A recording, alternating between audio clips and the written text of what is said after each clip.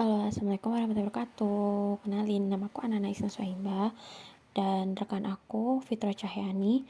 Di sini kita akan menjelaskan sedikit tentang siklus akuntansi publik. Materi ini kita ambil dari salah satu artikel yang itu menjadi acuan kita. Semoga penjelasan kita bisa mempermudah kalian dalam mempelajari siklus akuntansi sektor publik ya.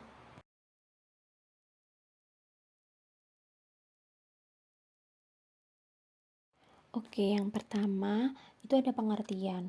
Nah, siklus akuntansi keuangan merupakan gambaran tahapan kegiatan akuntansi yang meliputi pencatatan, penggolongan, pengikhtisaran, dan pelaporan yang dimulai saat terjadinya transaksi.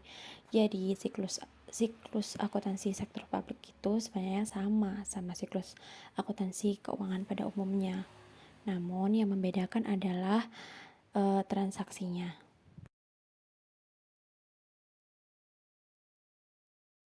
Oke, selanjutnya itu ada siklus akuntansi sektor publik. Seperti yang aku jelasin sebelumnya, bahwa siklus akuntansi sektor publik itu sama dengan siklus akuntansi pada umumnya, yaitu ada pencatatan, penggolongan, kemudian pengikhtisaran, yang terakhir adalah pelaporan. Dan yang membedakan adalah di tahap pelaporannya serta transaksi yang terjadi.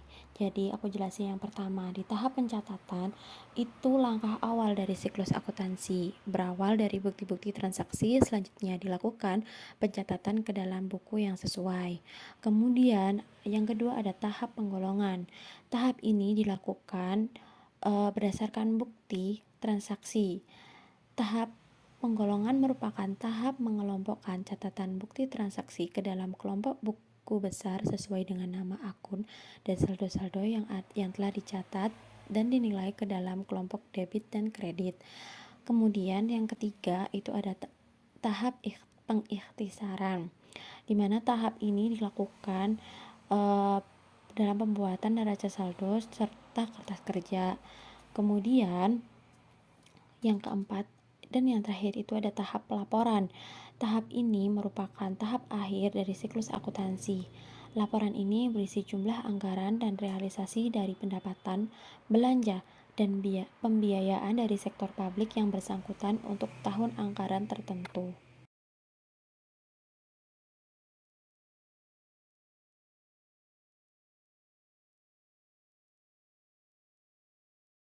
Selanjutnya adalah penyusunan laporan keuangan.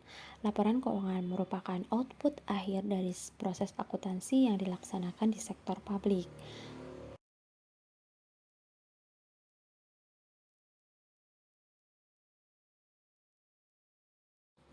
Nah, tujuan dari laporan keuangan itu menyajikan informasi mengenai posisi keuangan, realisasi anggaran, arus kas, dan kinerja keuangan suatu entitas pelaporan yang bermanfaat bagi pengguna dalam membuat dan mengevaluasi keputusan mengenai alokasi sumber daya para pengguna laporan keuangan.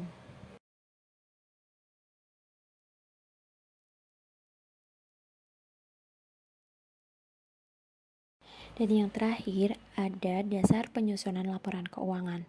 Dasar penyusunan laporan keuangan itu ada 3, yaitu laporan pertanggungjawaban realisasi anggaran, yang kedua laporan neraca atau kekayaan, dan yang terakhir ada catatan atas laporan keuangan. Yang pertama, laporan pertanggungjawaban atas realisasi anggaran. Laporan ini menyajikan realisasi pendapatan, belanja, dan pembiayaan dibandingkan dengan anggarannya, perubahan untuk suatu anggaran tertentu.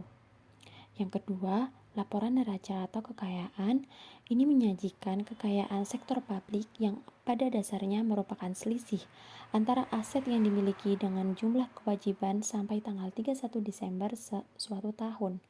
Dan yang terakhir ada catatan atas laporan keuangan. Catatan ini disajikan secara sistematis. Setiap pos dalam laporan realisasi anggaran dan neraca harus memiliki referensi silang dengan informasi terkait dalam catatan atas laporan keuangan.